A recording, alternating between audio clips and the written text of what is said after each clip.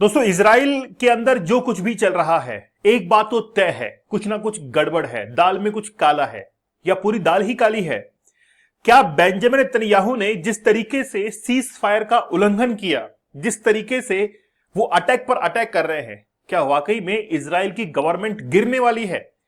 क्या वाकई में बेंजामिन नेतन्याहू इस बात से डर रहे हैं कि एक बार अगर हमला रुक गया तो लोगों का ध्यान इस ओर चला जाएगा कि आखिरकार इजराइल की डेमोक्रेसी किस तरीके से चल रही है?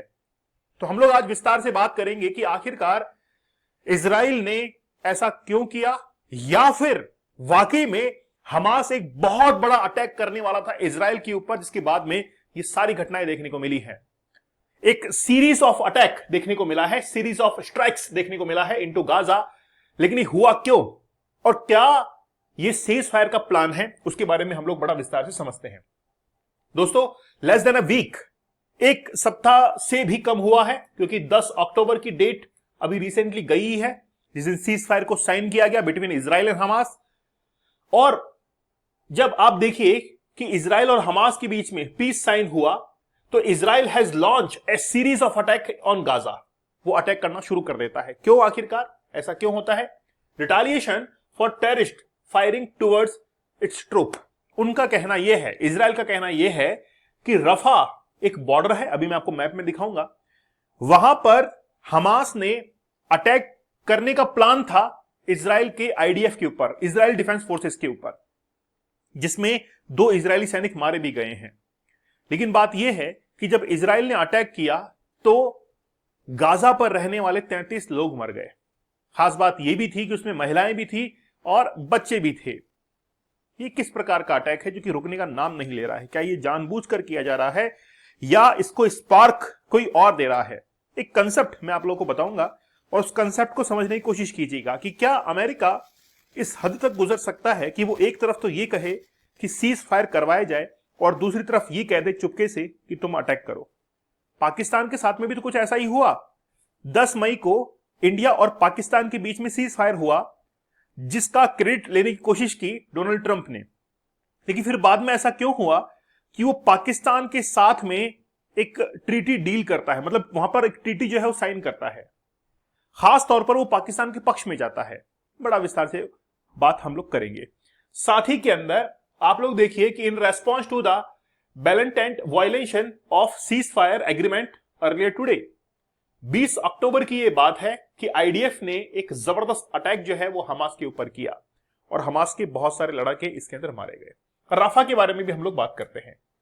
दोस्तों, 75 डेज का हार्ड चैलेंज मैं आप लोगों से कहता हूं, जिस तरीके से जो स्टूडेंट्स हैं, जो बिजनेसमैन हैं, जो कि वाकई में इस कंटेंट से बहुत परेशान हैं, उनको लगता तो है कि ये कोई एडिक्शन नहीं है, लेकिन मैं दावे के साथ में ये बात कह सकता हूं कि जब आप ये कंटेंट देखते हैं उसके बाद में आपके इनोवेटिव आइडियाज कहीं ना कहीं रुक जाते हैं।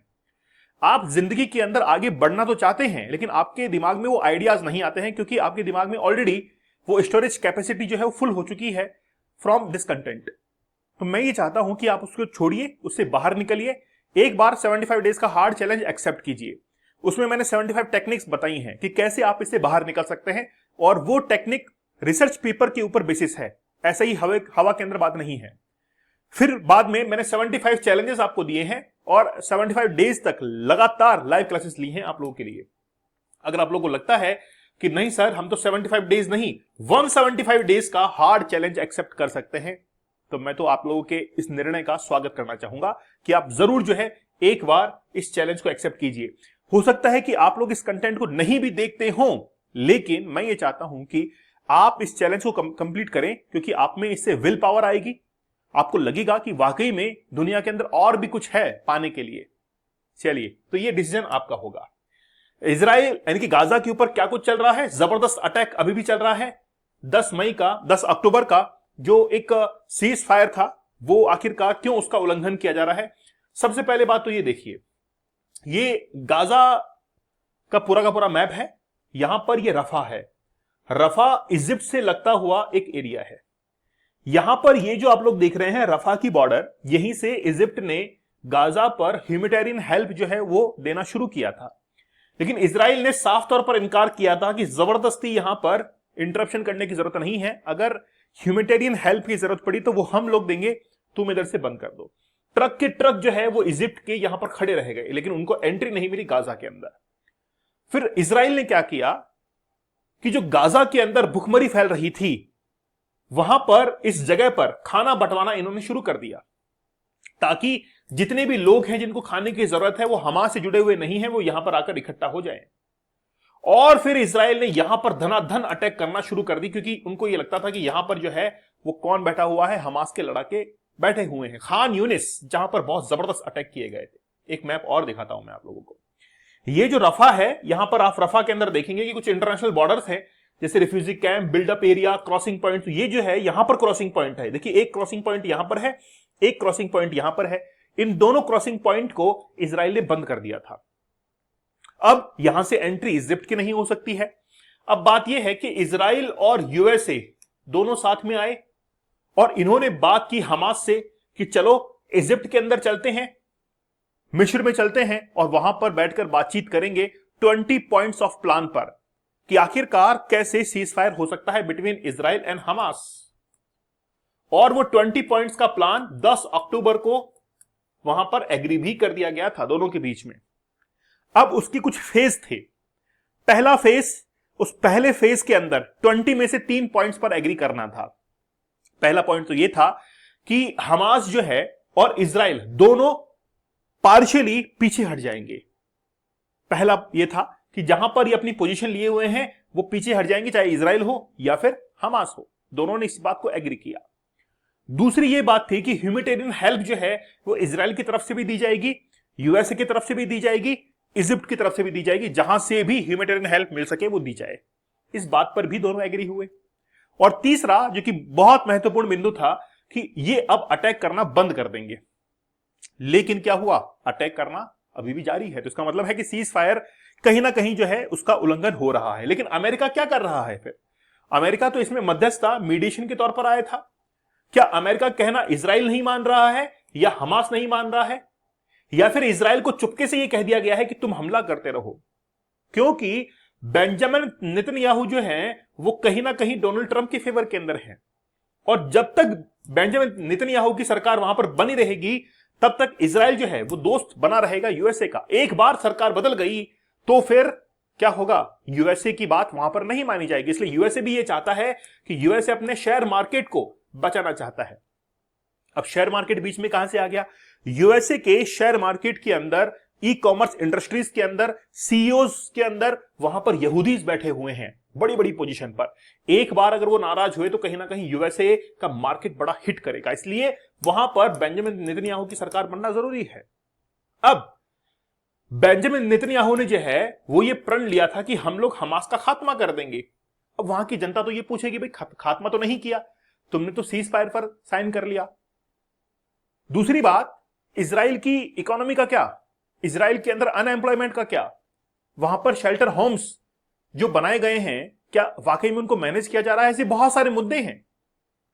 तो बेंजामिन नेतन्याहू को यह लगता है कि अगर हमास पर अटैक करना कम कर दिया या बंद कर दिया तो उस कंडीशन के अंदर इनकी सरकार जो है वो कोलैप्स कर सकती है, गिर सकती है, और फिर इजराइल के अंदर सरकार बदल जाएगी। तो जिस तरीके से रिटालिएट किया जा रहा है गाजा के ऊपर, वो रिटालिएशन नहीं होगा और डोनाल्ड ट्रंप की बात नहीं मानी जाएगी। और डोनाल्ड ट्रंप की बात नहीं मानी जाएगी तो हथियार खरीदेगा कौन?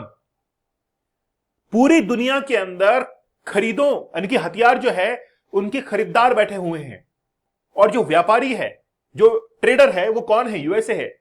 वो बेचता है हथियारों को। तो इजराइल अगर नाराज होगा तो हथियार कौन खरीदेगा? बात यही तो है।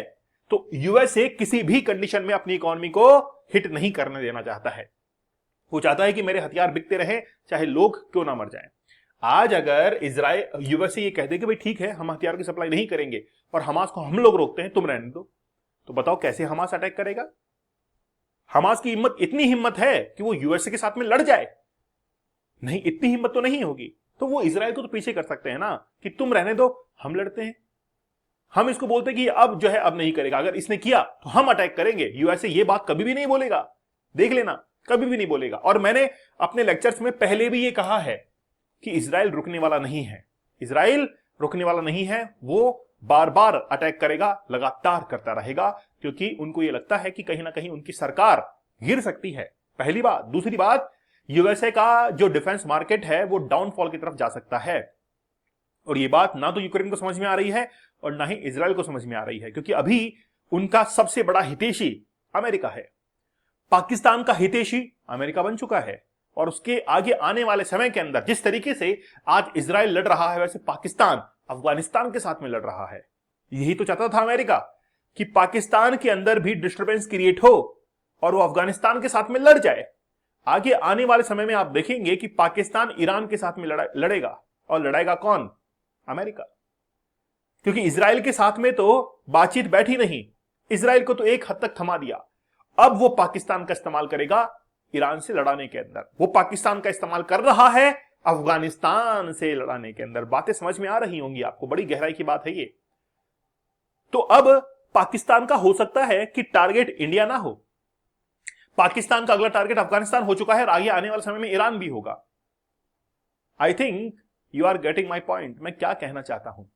तो व्हाट हैपेंड ऑन अक्टूबर 19 अक्टूबर को क्या हुआ कि आईडीएफ जो था उसने अटैक किया गाजा के ऊपर, क्योंकि उनका ये कहना था कि हमास जो है वो अटैक कर रहा है किसके ऊपर? आईडीएफ के ऊपर। What has happened in Gaza so far since the cease fire? तो रफा के बॉर्डर के ऊपर सब कुछ हुआ, मैंने आपको ऑलरेडी एक्सप्लेन जो है वो कर दिया है।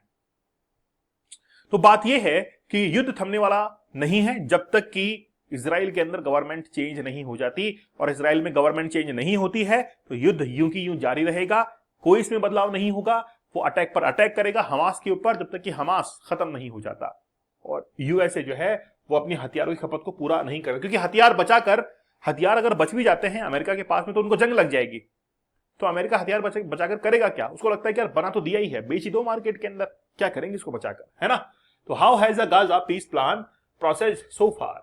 तो अब कहीं ना कहीं ये प्लान जो है वो फेल होता हुआ दिखाई देता है। अब जाकर कोई पूछे अमेरिका से, भाई तुम तो सीज फायर करवा रहे थे लेकिन क्या हुआ? कुछ भी वहां पर आगे नहीं हो रहा है ना। चलिए दोस्तों, आप लोग हमारे डीप वर्क का एक कोर्स, डीप वर्क में क्या है कि काम करने का तरीका है कि आखिरकार काम करने का क्या तरीका हो, जिस तरीके को अपनाकर आप किसी एग्जाम को क्रैक कर सकते हैं, किसी बिजनेस को क्रैक कर सकते हैं, स्टार्टअप शुरू कर सकते हैं, क्योंकि उसमें मैंने आपको वो टेक्निक्स बताई हैं कि आप किसी भी फील्ड में जाएंगे क्रैक करेंगे वहां पर। वो टेक्निक्स मैंने यहां पर बताई हैं, 30 टेक्निक्स। आप लोग जरूर उसमें एक बार पढ़िएगा, उनको सुनिएगा, मैंने बड़े अच्छे से एक्सप्लेन किया है, ठीक है। रियल लाइफ स्टोरीज मैंने इसमें बताई हैं। 75 डेज का हार्ड चैलेंज या फिर 175 डेज का हार्ड चैलेंज आप लोग जरूर एक्सेप्ट कर लीजिएगा, मुझे टेलीग्राम पर जरूर ज्वाइन कर लीजिएगा। तो मिलते हैं आप लोगों से अगले सेशन के अंदर। अच्छा, मैंने जो बातें आपको बताई हैं, क्या आप इससे एग्री करते हैं? क्या वाकई में पाकिस्तान का टारगेट अब बदल चुका है? क्या वाकई में यूएसए इस्तेमाल कर रहा है पाकिस्तान का? मुझे आप लोग कमेंट सेक्शन में जरूर बताइएगा, आपके कमेंट का इंतजार रहेगा। तो मिलते हैं आप लोगों से अगले सेशन के अंदर, तब तक के लिए धन्यवाद, थैंक यू, जय हिंद।